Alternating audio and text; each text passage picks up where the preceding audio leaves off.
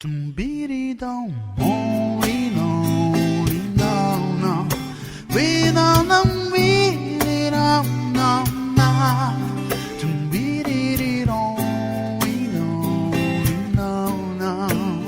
we-no-no. És o meu bem-querer, meu mestre, e tudo que tenho vem de tua mão, Senhor, que se estende e me abençoa. Mesmo sem merecer, pecador, o mais miserável dos homens que sou, me envolves com teu amor e por isso eu sou mais feliz.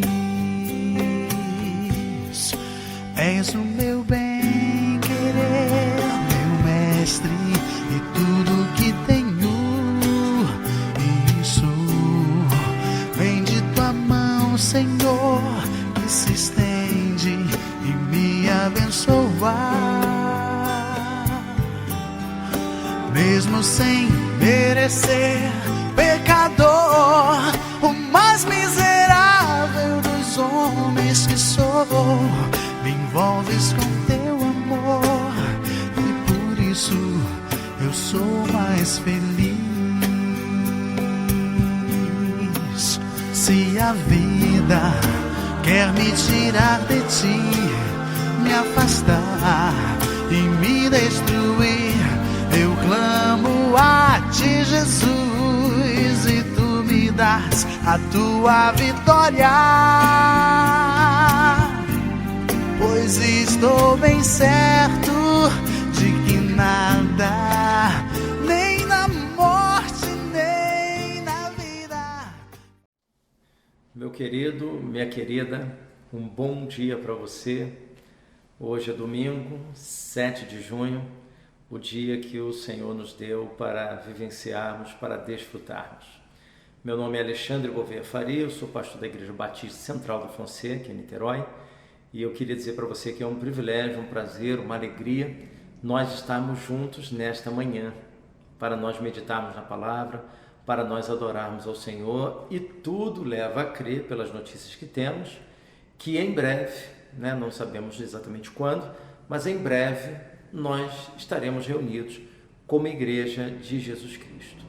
Então nós oramos para que isso possa acontecer o mais breve possível, com todos os cuidados, com o uso da máscara, com o álcool gel e todos os cuidados que necessitam, mas com a possibilidade de nós podermos nos reunir e estarmos novamente juntos em nome de Jesus Cristo, autor e consumador da fé. Nós vamos orar nesse momento. Nós vamos pedir a Deus que nos abençoe nesta hora, que abençoe o nosso país, que nós consigamos vencer esse mês de junho, esse período de isolamento social, esse período em que os comércios estão começando a abrir, as prefeituras, os estados estão começando a autorizar. Enfim, já há uma perspectiva de uma nova dinâmica que se abre, que se apresenta para nós. E isso é, no mínimo, maravilhoso. E se Deus quiser, nós vamos vencer essa etapa. Talvez as escolas e os estudantes sejam os últimos a voltarem à sua rotina normal. Mas é muito provável que o comércio e as empresas, os profissionais, comecem a voltar à sua dinâmica e retornarmos à vida, como a vida é. Vamos orar nesse momento e vamos agradecer a Deus, porque nós podemos dizer hoje, no dia 7 de junho, Ebenezer, até aqui nos ajudou o Senhor. Vamos orar. Senhor, nós te agradecemos, ó Deus, por essa manhã que o Senhor nos concede. Muito obrigado.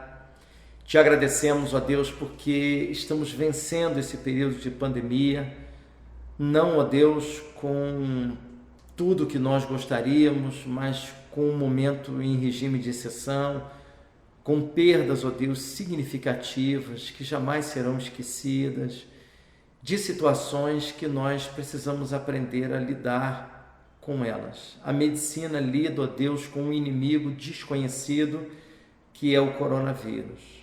Por isso nós te pedimos pelos profissionais da área da saúde, pelos profissionais que trabalham nas limpezas dos hospitais, pronto-socorros, postos de saúde, UPAs, em todo o Brasil, para que o Senhor abençoe esses profissionais, para que o Senhor cuide e proteja de maneira muito especial.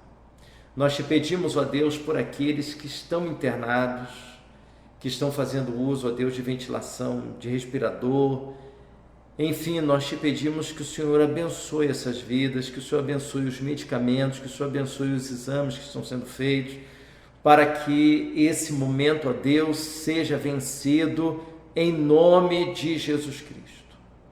Nós depositamos, ó Deus, toda a nossa confiança em Ti, seguindo as orientações das nossas autoridades federal, estaduais e municipais, mas sabendo que em última instância, Tu és o Senhor da vida.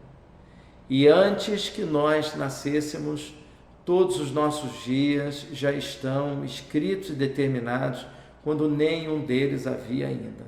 Por isso nós cremos que tanto nascer quanto morrer, eles estão, ó Deus, na Tua dependência. Em nome de Jesus Cristo, que nós Te agradecemos por chegarmos ao dia 7 de junho de 2020, num ano totalmente atípico, diferente. Mas, acima de tudo, ó Deus, com confiança, com dependência, depositando todas as coisas nas Tuas mãos. Em nome de Jesus Cristo, autor e consumador da fé, que nós oramos, hoje e sempre. Amém.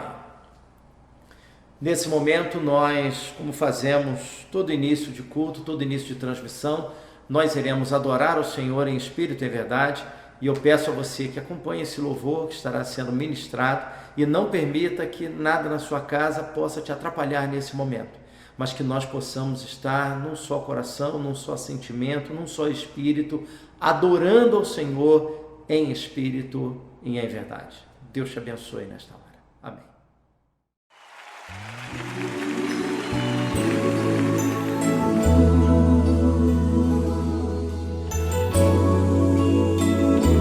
Levante suas mãos, adore o Senhor.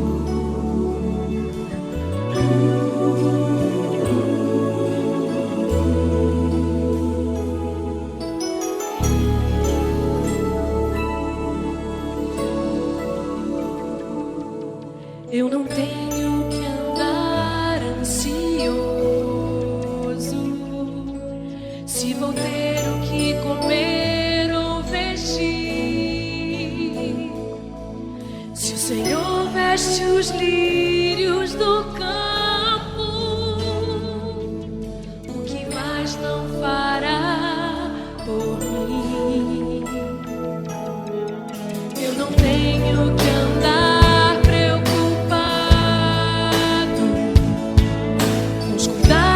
e males do amanhã, pois até aqui o Senhor me sustentou.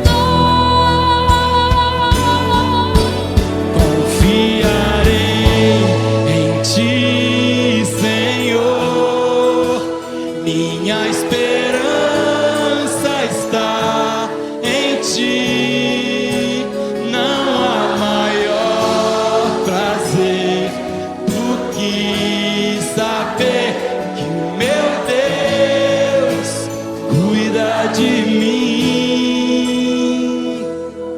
Eu não tenho que andar ansioso, se vou ter o que comer ou vestir. Se o Senhor veste os lírios do campo,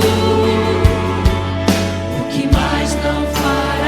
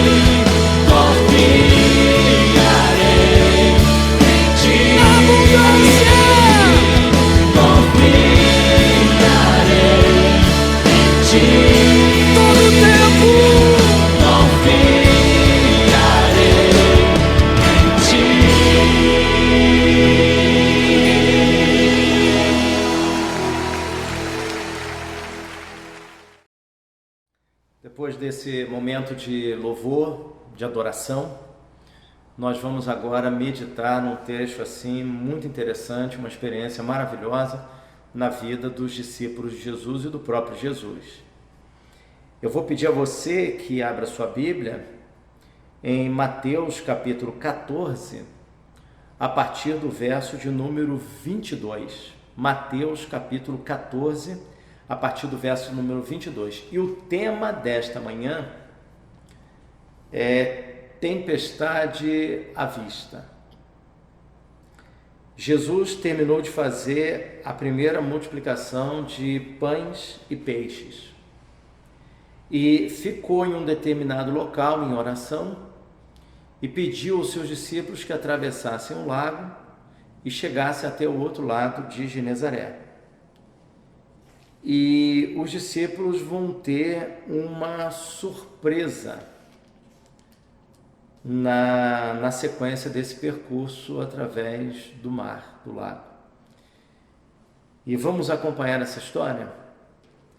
Mateus capítulo 14, a partir do verso de número 22. Eu queria que você prestasse assim muita atenção a esse verso primeiro, porque quando nós terminarmos essa análise, a gente vai voltar ao verso primeiro, e isso que eu estou pedindo a você, para você guardar, é importante que você guarde, porque a gente vai voltar ao verso primeiro lá depois que a gente terminar. A nossa análise ela será de Mateus capítulo 14, do verso 22 ao verso de número 34, de 22 a 34.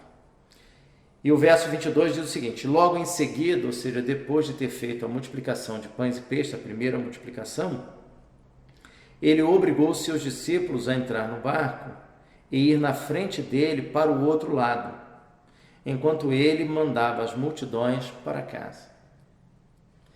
Então, eu queria que você prestasse atenção a esse ponto inicial, que a gente não vai analisar agora, só lá quando a gente terminar. Em seguida, ele obrigou os seus discípulos a entrar no barco e ir na frente dele para o outro lado. Então, ele obrigou os discípulos a irem para o outro lado. Então, guarda essa informação, porque depois que a gente terminar a análise, a gente vai voltar a ela. Tendo-as mandado para casa, subiu ao monte para orar em particular. Ao anoitecer, ele estava ali sozinho. Alguém disse em certa ocasião que as multidões elas não têm interesse pela verdade. Só que essa passagem é uma delas que quebra esse paradigma, porque Jesus era alguém que sempre falava, que sempre falou, que sempre fala a verdade. E, no entanto, vivia cercado de multidão. Essa narrativa da primeira multiplicação dos pães e peixes, ela aparece nos 4 evangelhos. Ou seja, nós podemos perceber que há uma ênfase de cada escritor sagrado em registrar essa história. A preocupação de Jesus com a fome, a preocupação de Jesus com a subsistência dessas pessoas. Elas estavam acompanhando Jesus já tinha algum tempo, elas precisavam de comer, e Jesus então se preocupa com o alimento físico. Ele não se preocupa apenas com o alimento espiritual, com aquilo que satisfaz as necessidades imateriais do homem, a necessidade da alma, do espírito, mas também se preocupa com aquilo que é material. Multiplicou pão e multiplicou peixe, dando uma dieta equilibrada àquele povo. Quando Jesus termina a multiplicação de pães e peixes, ele despede a multidão, eles vão embora, ele fica sozinho, e você vai perceber que ele vai ficar ao entardecer, desde aquele momento, até a 4ª vigília da noite, que seria algo em torno aí entre 3 e 6 horas da manhã. Então, se Jesus passou a ficar só nesse momento em que entardeceu até a quarta vigília, então Jesus passou algum tempo ali em oração. Então você veja que coisa interessante, que o Filho de Deus, alguém que é perfeito, alguém que é santo, alguém que não tem mancha, que não tem mácula, que não tem dolo, que não tem engano, que não tem pecado, que não tem qualquer tipo de erro na sua vida, passava tempos e tempos em oração. Se aquele que não tinha nenhum pecado, nenhuma falha, nenhum erro, nenhum engano, o próprio Deus encarnado em forma humana, entendia que era importante passar tempo em oração, que dirá nós, seres pecadores, falhos, seres que enfrentam um momento inédito na história, seres que enfrentam a pandemia, seres que estão enfrentando o desafio de uma enfermidade, o desafio de uma enfermidade que a medicina não conhece, a perda de pessoas queridas, enfim, esse momento é um momento em que nós precisamos de nos aproximar de Deus em oração. Jesus fez isso e nós devemos seguir os seus passos. Quando nós oramos, nós estamos dizendo a Deus: Senhor, eu não posso, mas eu creio que o Senhor pode. Porque Jesus disse que para Deus não há impossível e para Deus todas as coisas são possíveis. Então a oração, ela mexe com o coração de quem ora, e antes de nós mudarmos as circunstâncias ao nosso redor, Deus vai trabalhando na gente. Em certa ocasião, uma senhora perguntou: pastor, eu tenho orado por um determinado objetivo, por uma situação que me faz sofrer, e eu queria que Deus mudasse essa situação. E o pastor disse: há quanto tempo você já está orando? Pastor, eu já estou orando há mais de 3 anos. E ele disse: e aí, até agora Deus não mudou? E ela disse: não, Deus não mudou. Então, dizia ele: minha irmã, pode ser que Deus esteja usando esse momento desconfortável para fazer alguma mudança em você, no caso nela. Então, momentos que nós oramos e pedimos para Deus mudar, e Ele simplesmente não muda, e nós oramos insistentemente, crendo que Ele tem poder para mudar, e tem poder para mudar, e Ele não muda.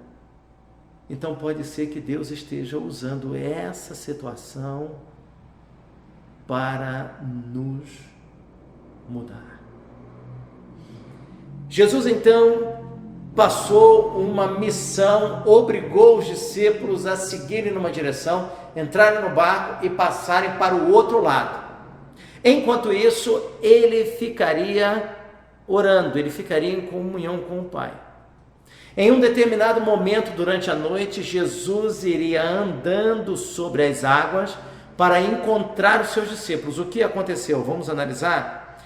Verso número 23. Tendo-os mandado para casa, subiu ao monte para orar em particular. Ao anoitecer, estava ali sozinho. Enquanto isso, o barco já estava bem longe da terra e era sacudido pelas ondas, pois o vento era contrário. Vamos começar a explorar um pouquinho essa frase. O que Jesus disse? Jesus obrigou os seus discípulos a atravessarem e passarem para o outro lado. Vamos explorar um pouquinho dessa ordem dada por Jesus. No meio da travessia, eles enfrentaram um vento que era contrário. Tente perceber comigo uma lição preciosa. O fato de nós estarmos em sintonia com o Evangelho, o fato de nós estarmos em sintonia com os princípios do Evangelho, com um coração em paz, jubiloso diante de Deus, de estarmos seguindo uma direção que nós entendemos no nosso coração, à luz do Evangelho, que é a melhor direção, que é a direção indicada por Deus, isso não vai impedir, não vai nos proteger de encontrarmos no meio da caminhada ventos que não são a nosso favor, mas ventos que são contra nós. Você veja que nesse caso especificamente, eles estão seguindo exatamente uma ordem dada pelo Senhor Jesus enquanto ele estava em forma corpórea na terra.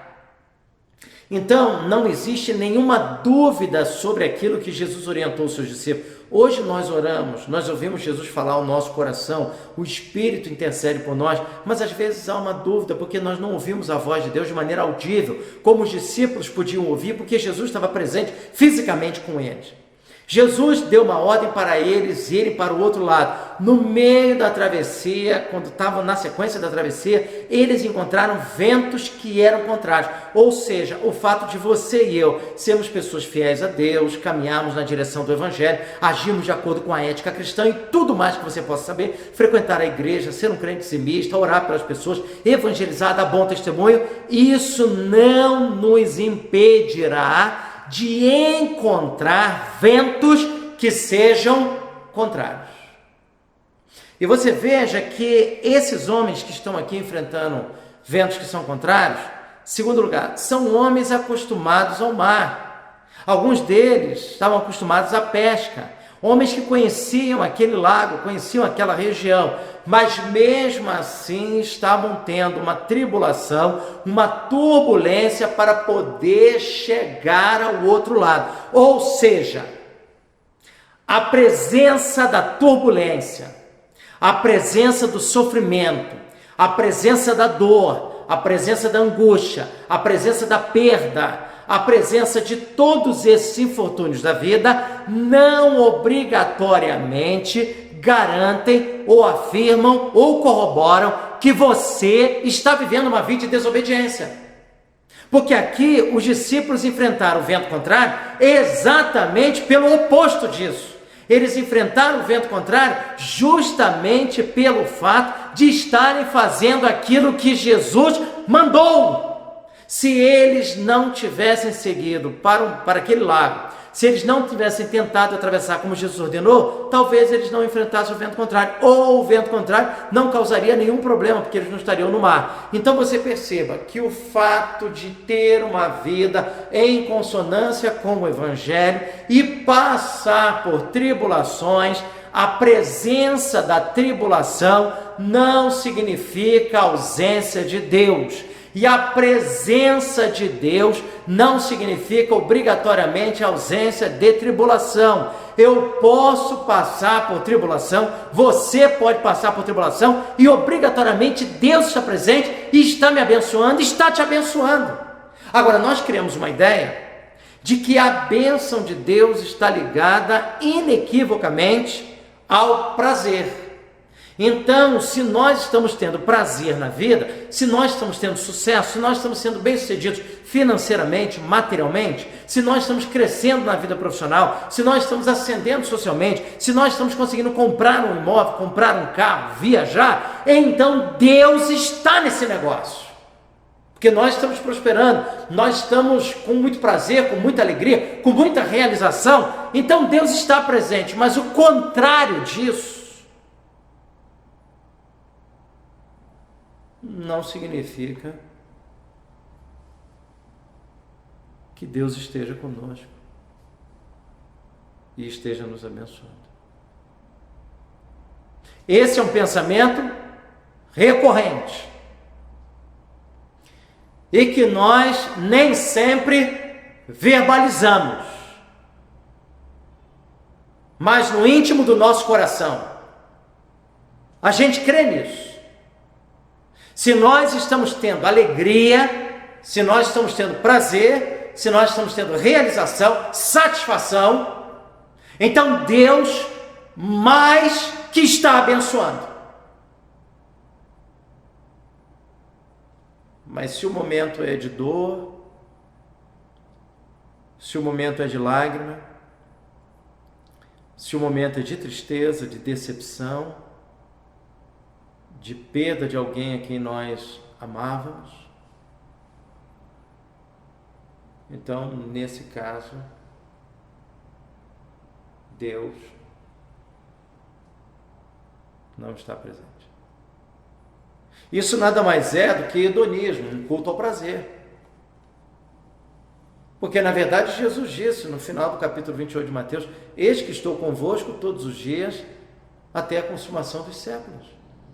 E ele não disse: olha, eu vou estar presente quando vocês estiverem felizes, mas quando vocês se aborrecerem, eu vou ser o primeiro a me retirar. Ele nunca disse isso.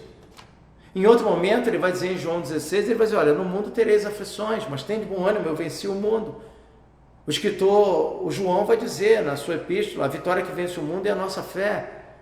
Ou seja, a Bíblia fornece uma série de aparatos, e essa narrativa aqui também mostra isso, que ao obedecerem a palavra de Jesus, ao ouvirem a voz de Jesus de maneira audível, presencial, seguiram exatamente aquilo que Jesus mandou, entraram no barco e seguiram adiante. No meio da peregrinação, encontraram ventos que eram contrários.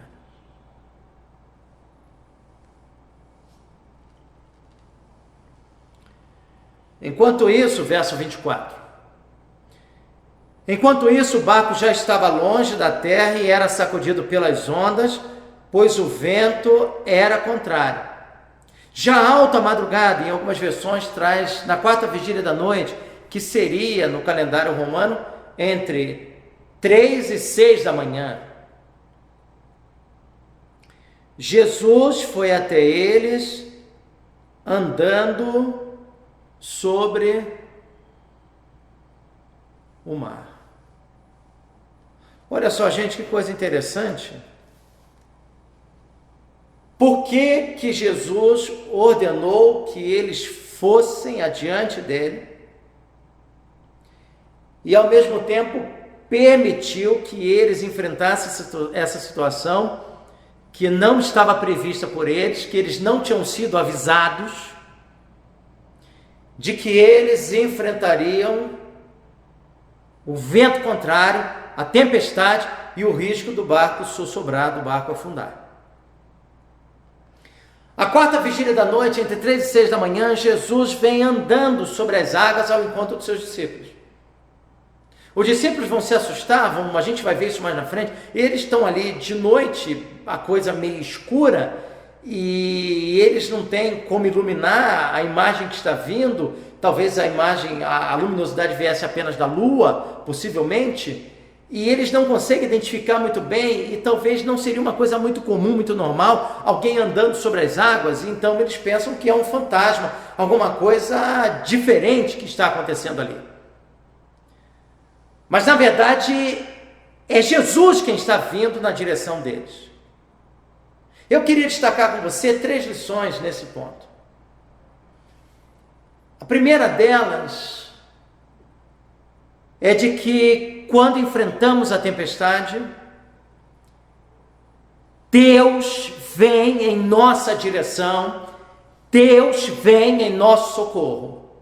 Talvez eles nunca tivessem imaginado que Jesus, estando em terra e estando ainda no momento de oração a sós com o Pai, Jesus de repente iria saber que eles estariam vivendo aquele momento, iria assistir e viria andando sobre as águas. Então Deus, Ele vem em nossa direção, não enfrentamos a tempestade sozinhos. A segunda lição são os nossos sentimentos. Os discípulos vão olhar para aquela imagem de Jesus vindo andando sobre as águas e vão imaginar que é um fantasma, ou seja, até que ponto podemos confiar nas nossas emoções, até que ponto podemos confiar naquilo que a gente está vendo, se aquilo que nós estamos olhando, que nós estamos vendo, é exatamente o que eu estou vendo, é exatamente o que eu estou assistindo, o que eu estou vendo, eu tenho acesso ao fato bruto, ou chega a mim uma interpretação. Eu quero dizer a você que chega até nós uma interpretação. Eles estavam vendo Jesus andando sobre as águas, e eles deram a interpretação que possivelmente fosse um fantasma. Eles estavam vendo Jesus, não era um fantasma. Mas eles achavam que fosse um fantasma. Então, nem sempre quando nós estamos vendo alguma coisa, aquilo é exatamente como nós estamos vendo. Porque pode ser que nós estejamos vendo e chega a nós, ao nosso coração, à nossa mente, uma interpretação daquilo que nós estamos assistindo. Os discípulos fizeram isso, e aí surge a pergunta: até que ponto podemos confiar nas nossas emoções? Eu não estou sugerindo a você que a gente negue as emoções, elas fazem parte do ser humano.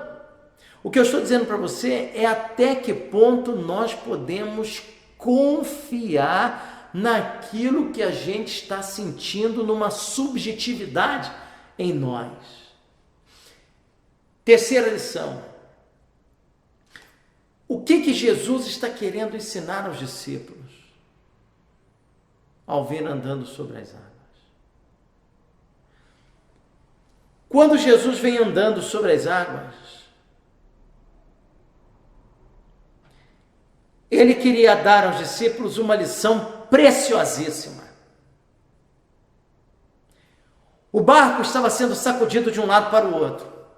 O perigo era uma onda daquela bater e o barco virar. Não era um barco grande, era um barco que cabiam poucas pessoas, um barco de madeira, um barco frágil.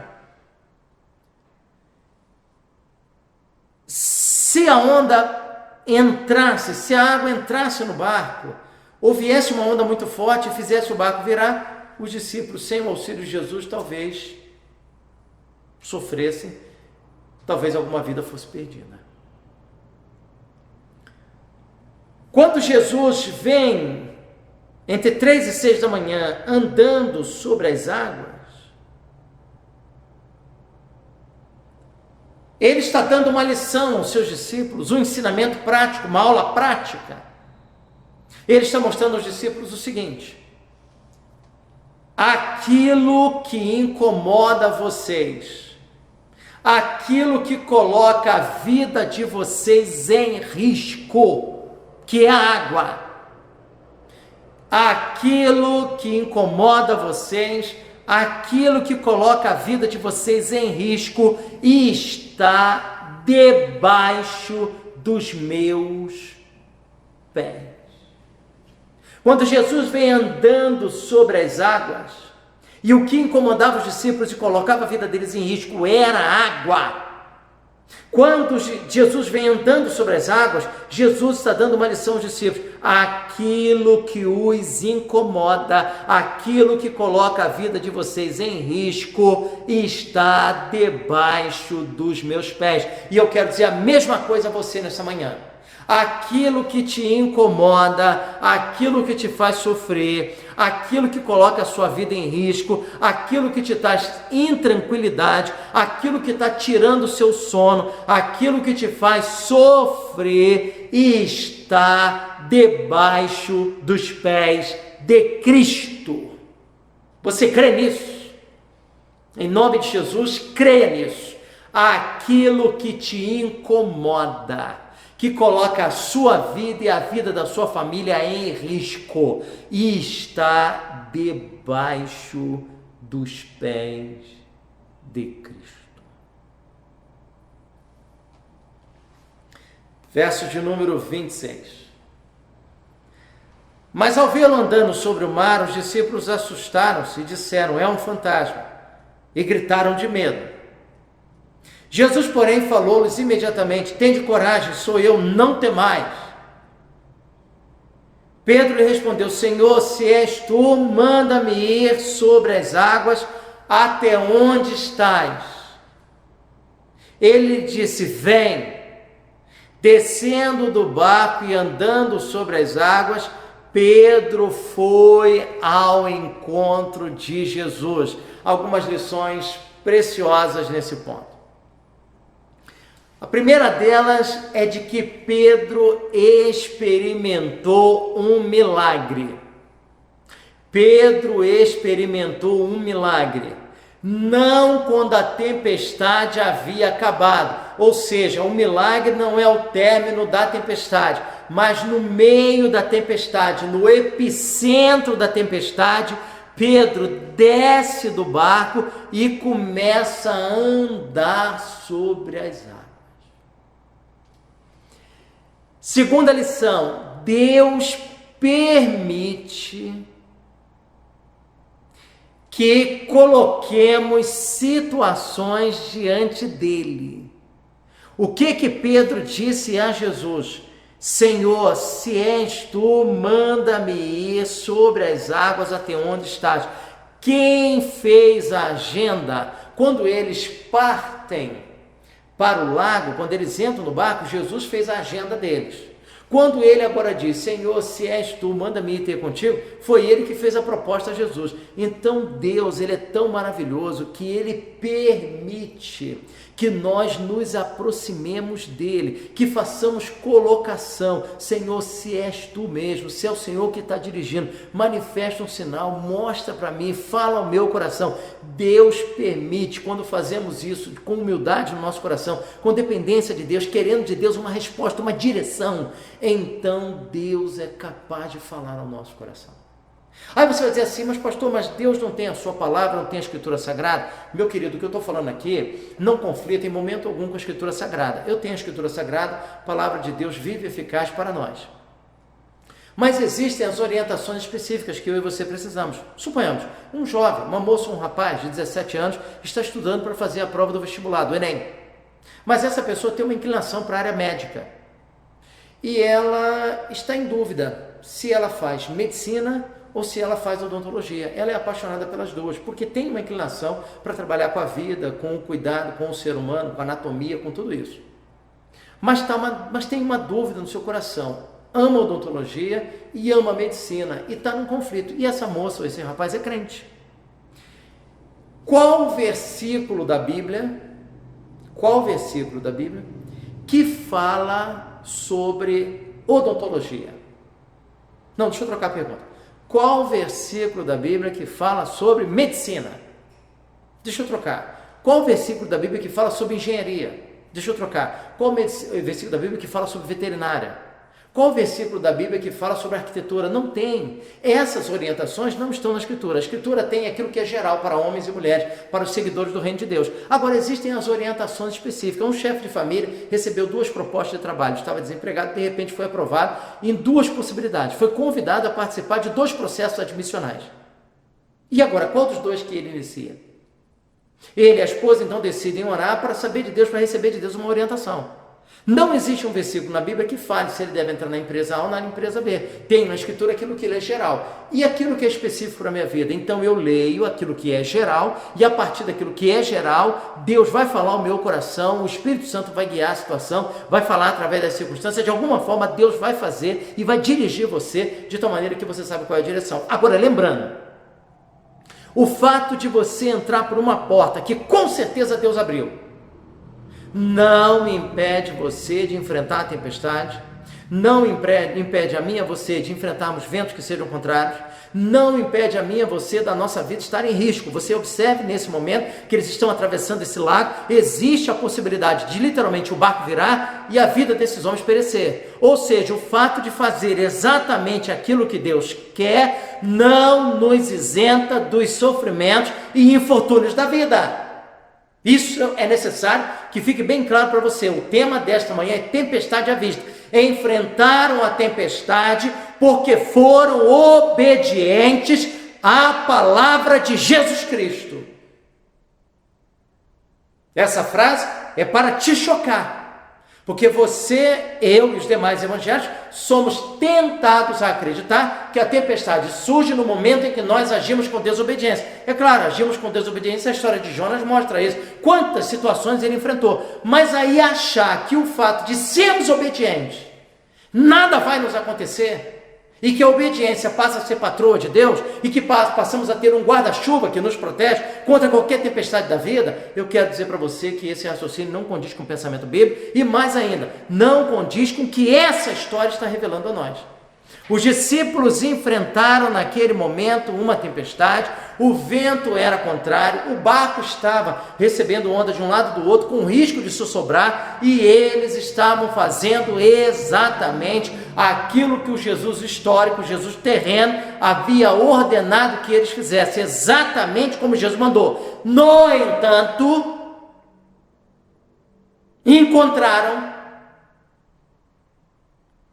uma tempestade. Pedro então diz a Jesus: Senhor, manda-me ir ter contigo. Jesus diz: vem, Pedro. Pedro então desce do barco e começa a andar sobre as águas, mas possivelmente sentindo a água gelada, vendo ali a onda batendo de um lado para o outro, experimentando o milagre no meio da crise. Então olha só, preste atenção nisso. Nós não experimentamos o milagre quando termina a crise. Não, eu e você somos convidados, com a fé firmada em Jesus Cristo, de experimentarmos o milagre exatamente da mesma forma que Pedro está experimentando aqui. Experimentarmos o milagre no meio da crise. A crise não nos impede de experimentarmos o milagre, o poder, a graça e as portas que Deus é capaz de abrir sobre a minha e sobre a sua vida. Pedro então desce até as águas, talvez sentindo água gelada, tirando os olhos de Jesus e colocando os olhos nas estrelas, sentindo o vento gelado.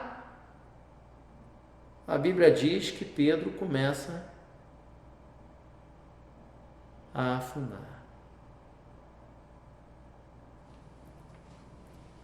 Enquanto Pedro está numa relação, olho no olho, fixa em Jesus Cristo, Pedro está andando sobre as águas.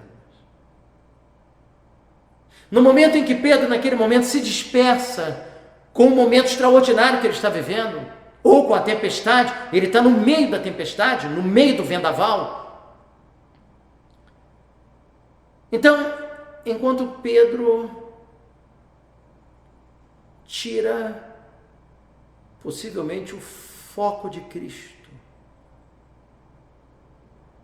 e começa a focar, talvez com uma certa perplexidade, Pedro começa a focar as circunstâncias, ou a circunstância que está ao seu redor. Imediatamente Pedro começa a afundar. O que diz o texto? Final do verso 29 diz: Pedro foi ao encontro de Jesus. Observe como começa o verso 30. Mas, porém, todavia, entretanto, ao perceber o vento,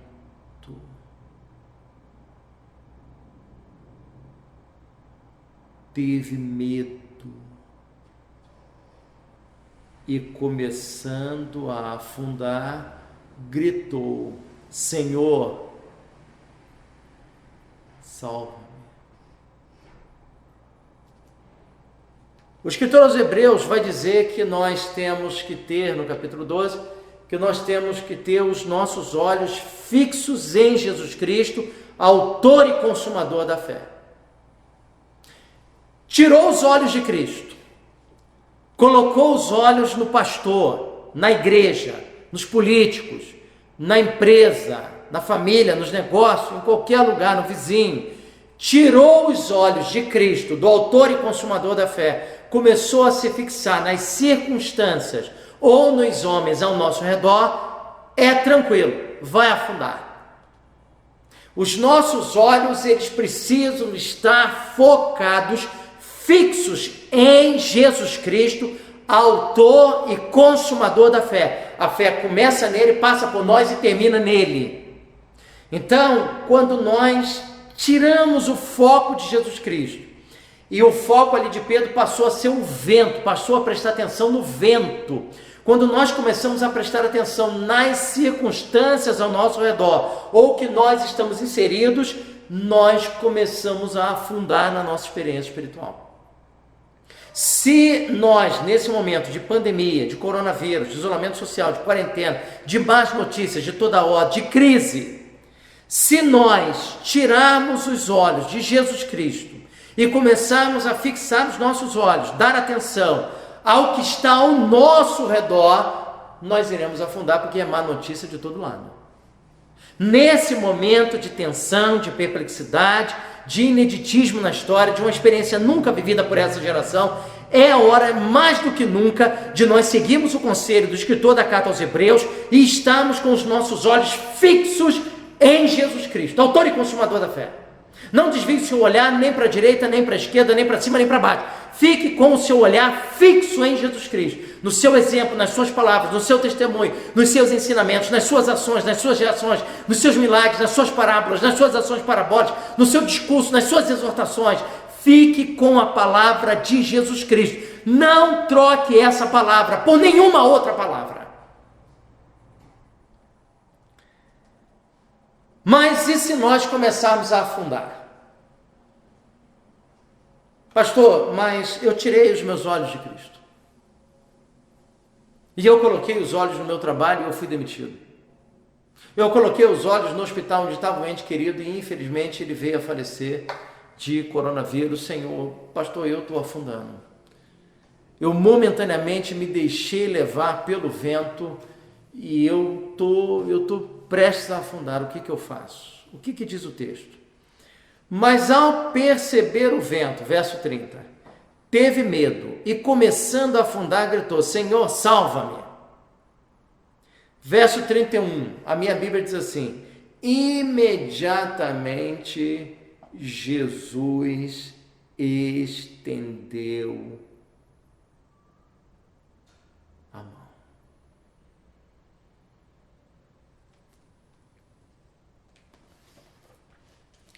Três lições.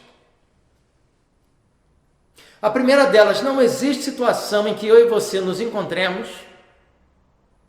que Deus não possa estender as mãos na nossa direção. A mão do Senhor não está encolhida.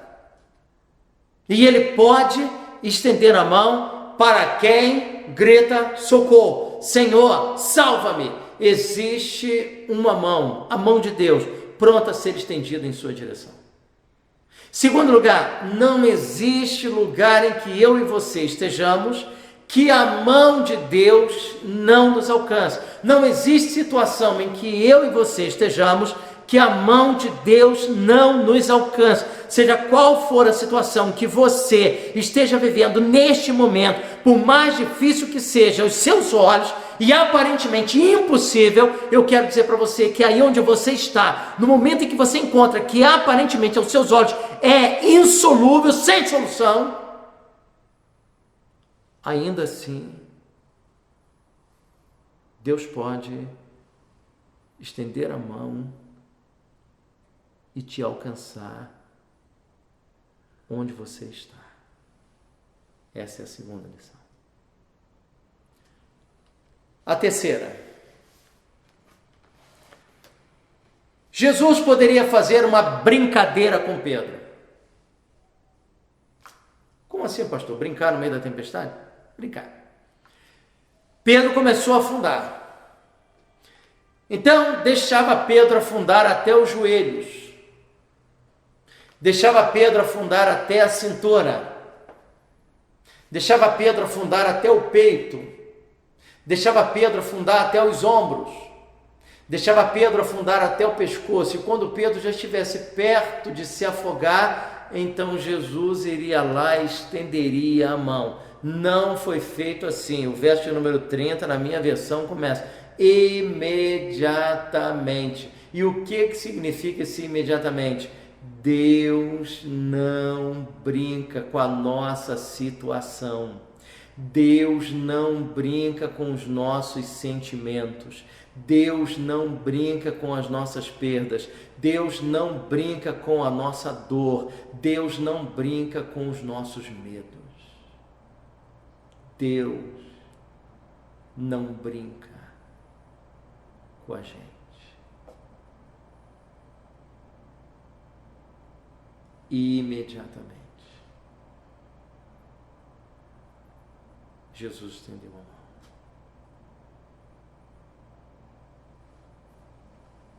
E o texto prossegue. Estendeu a mão, segurando-o.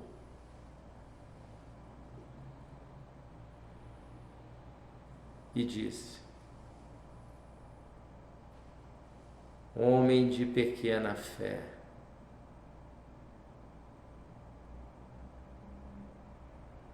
por que duvidaste?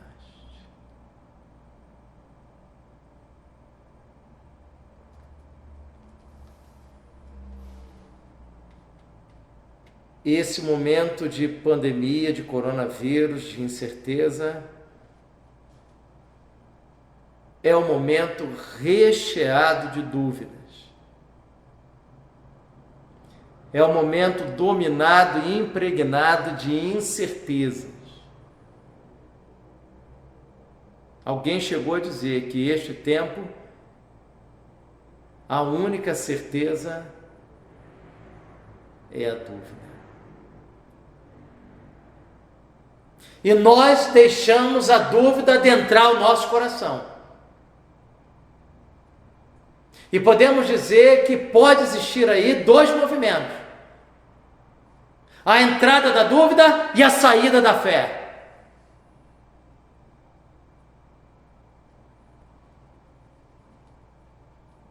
E Jesus está perguntando a você: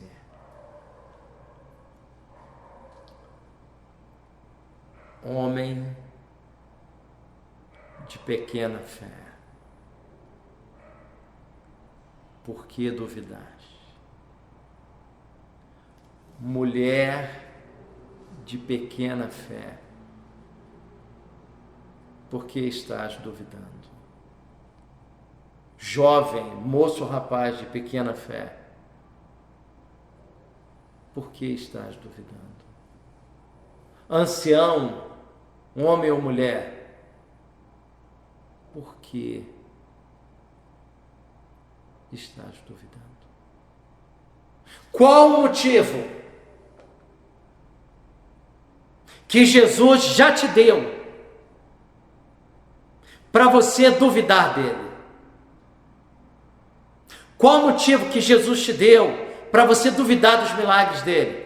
Para você duvidar da palavra dele? Para você duvidar das promessas dele? Para você duvidar da misericórdia, da graça, do amor, da compaixão dele por você? Qual foi a ocasião, presente ou passado, que Jesus te deu motivo para você duvidar dele? A palavra nesse momento, essa pergunta, é uma pergunta introspectiva. Essa pergunta tem que ir para o nosso interior e mexer tudo dentro da gente. Qual foi o dia? Qual foi o momento? Qual foi a hora? Qual foi o minuto? Qual foi o mês? Qual foi o ano que Jesus Cristo te deu motivo para duvidar dele? Não responda para mim, não. Responda para você. E logo que subiram para o barco, o vento cessou. Então os que estavam no barco o adoraram, dizendo: verdadeiramente tu és o Filho de Deus. E tendo feito a travessia, chegaram à terra em Genezaré. Lembra que no início nós falamos que Jesus compeliu, obrigou os seus discípulos a chegarem, a irem para o outro lado, e agora no verso número 34 diz que eles chegaram até o outro lado. Nós vamos recordar o que nós dissemos no início, quando Jesus dá essa ordem aos discípulos. Eu queria fazer a seguinte consideração a você. Quando Jesus, lá no início, no verso 22, disse a eles que eles deveriam passar para o outro lado, eu quero frisar com você o seguinte ponto. Acontecesse o que acontecesse, eles chegariam ao outro lado. Fosse a tempestade, fosse o vento, fosse a água, a chuva ou o fato dos ventos serem contrários. Nada disso iria impedi-los de chegar ao outro lado. Porque quem deu a ordem para que eles chegassem ao outro lado era nada mais, nada menos do que o Filho de Deus. E eles reconheceram isso. Verdadeiramente, tu és o Filho de Deus.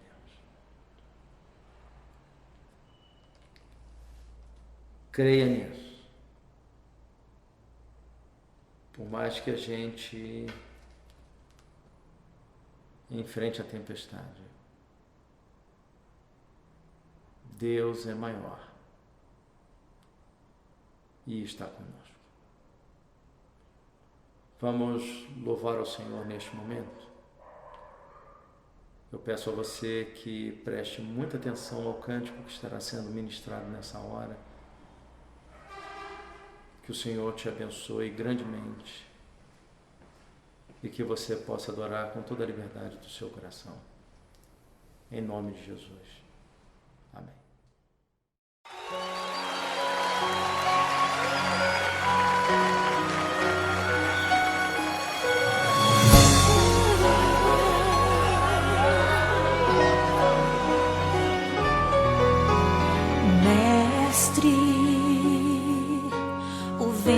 Balançou meu barco, mestre.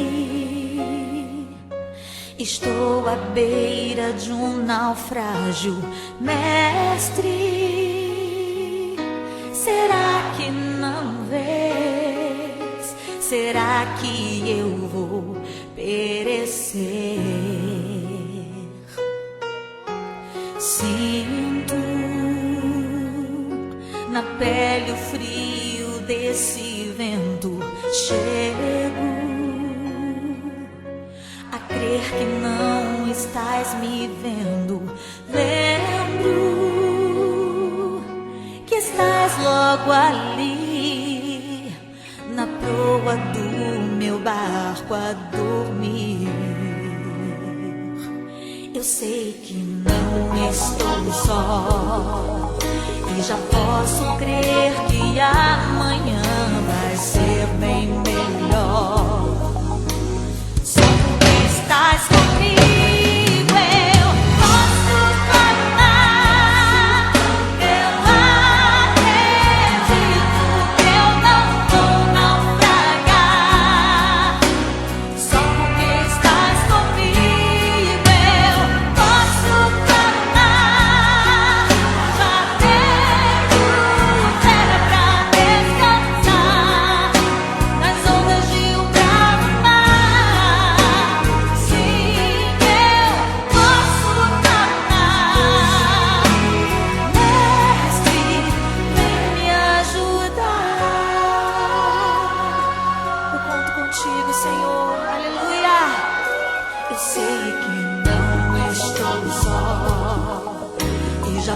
posso crer que amanhã vai ser bem melhor. Só que estás comigo, eu posso caminhar. Eu acredito que eu não vou naufragar. Só que estás comigo, eu posso caminhar. Já tenho fé pra descansar nas ondas de um bravo mar. Sim, eu posso caminhar. Mestre, vem me ajudar. Quem é esse que até o vento e o mar lhe obedece? Quem é esse que ordena e milagres acontecem? Jesus, aleluia, Senhor, o teu nome toda língua confessará. Jesus, pra te adorar. O presente que Deus enviou pra nós. Jesus, até o vento se cala pra ouvir tua voz.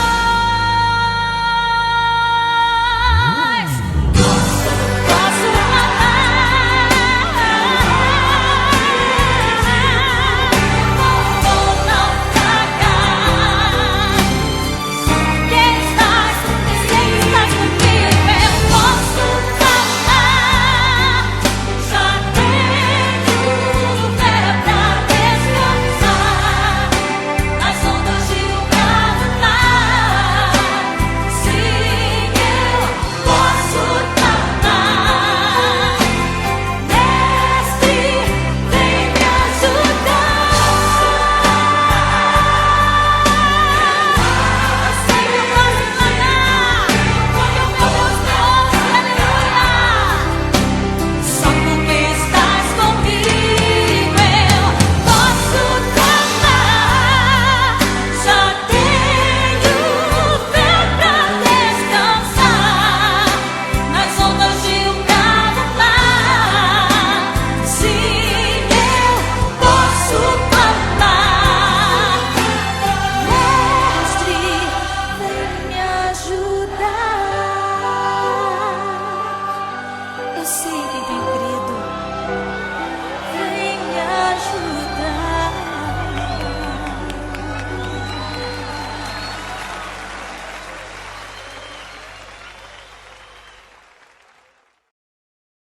Meu querido, minha querida, depois de um louvor maravilhoso como esse, a gente já sente saudade porque estamos caminhando para o final.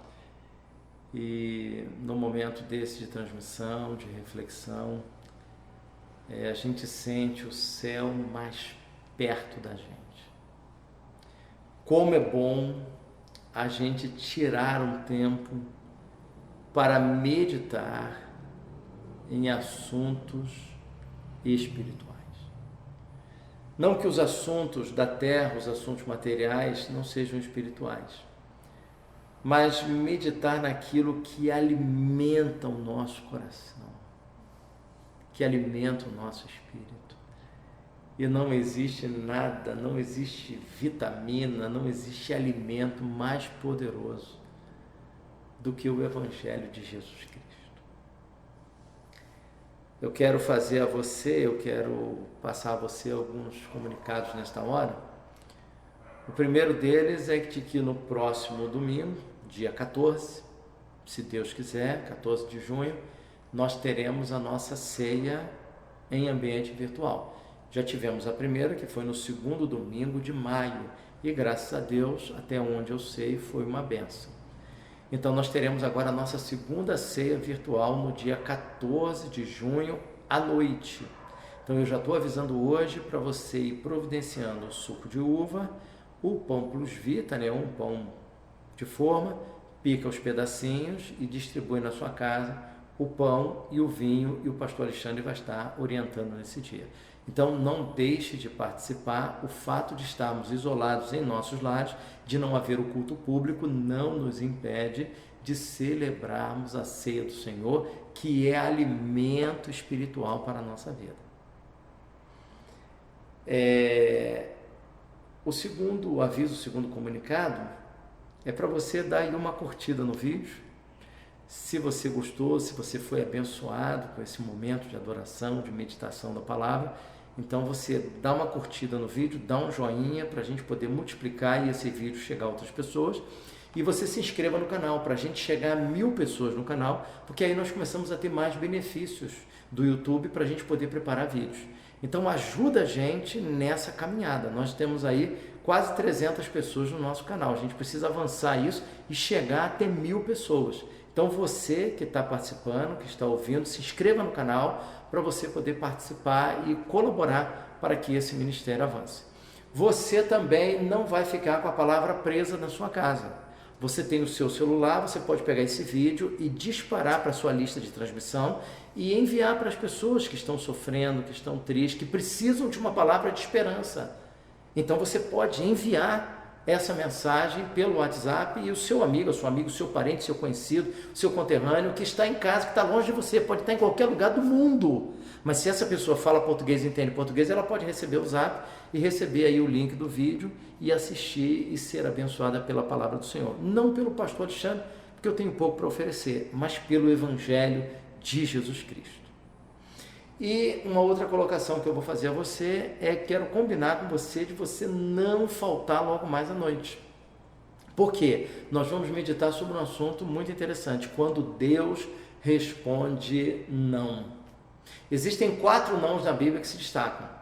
Deus disse não a Moisés, ele não entrou na terra prometida. Deus disse não a Davi, ele não construiu o templo que ele intentou construir. Deus disse não a seu filho Jesus, quando no Getsêmani ele orou, Senhor, passa de mim esse cálice. E o pai, no silêncio daquela noite, disse que não passaria, ele beberia esse cálice, e graças a Deus por isso, nós somos salvos em Cristo Jesus. E o 4º não que se destaca na Escritura. Qual é esse 4º não? O primeiro não que se destaca é Moisés, o segundo é Davi, o terceiro é Jesus, e o 4º não. Eu não vou falar. Você vai ter que assistir às 19 horas em ponto. A gente vai estar aqui nesse mesmo canal, nesse bate-canal, bate-horário, para nós acompanharmos qual é o 4º não. A gente não vai meditar sobre esses 3 primeiros, a gente vai meditar sobre o 4º. Mas aí você só vai saber se você estiver assistindo às 19 horas. Eu não posso falar, eu fui proibido de falar. Eu até queria falar para você, mas me proibiram, pastor, você não pode falar não. Então esse 4º não que se destaca na Bíblia, a gente vai meditar logo mais à noite, ainda hoje, se Deus assim nos permitir, quando Deus responde não. Deus pode dizer sim, que é uma resposta maravilhosa. Nós oramos, Deus diz sim. Deus pode dizer espere, que a coisa já não fica muito confortável, tem que esperar. Falou em esperar, a gente nem quer a coisa mais para hoje, é para ontem, para hoje não serve mais. Deus pode mandar esperar, mas Deus também pode dizer não. E nós veremos logo mais à noite que esse não pode ser, ao vir da palavra, da vontade de Deus, o melhor para nós. E se não, vindo de Deus, é o melhor para nós. Mas aí, só logo mais à noite. Então você está convidado ou convidada a estar conosco às 19 horas para a gente dar continuidade à nossa transmissão e você ser abençoado pela palavra do Senhor. Em nome de Jesus, que o Senhor te abençoe, te guarde, te dê um dia maravilhoso, um momento em comunhão com a sua família, todos os seus estão na sua casa, e nós vamos orar nesse momento, e ao orarmos, a nossa transmissão, o nosso culto virtual estará encerrado. Vamos orar neste momento? Soberano e eterno Deus, muito obrigado a Deus por essa manhã maravilhosa. Obrigado por todos aqueles que abriram seus lares, a sua TV, ó Deus, para ouvirem essa transmissão em qualquer lugar do Rio de Janeiro, do Brasil ou do mundo onde ela venha chegar. Que todos esses corações sejam abençoados, sejam alcançados pela Tua graça, Que haja arrependimento e fé, ó Deus, a partir do Teu Evangelho. E prepara o nosso coração, ó Deus, para aquilo que nós iremos refletir logo mais à noite. Que seja um momento de profunda reflexão, de enriquecimento com o Teu Evangelho, com aquilo que o Senhor tem para nós. Em nome de Jesus Cristo, autor e consumador da fé, que nós oramos hoje e sempre. Amém.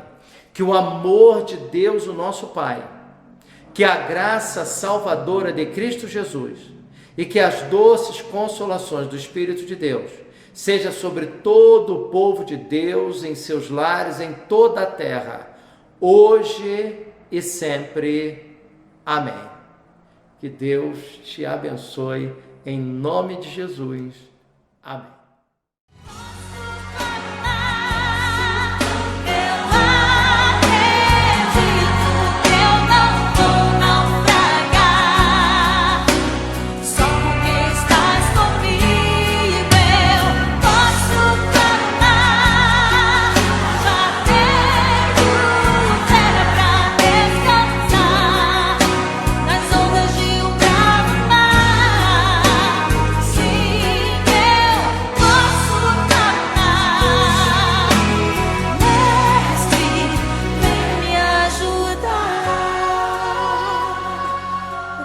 Contigo, Senhor.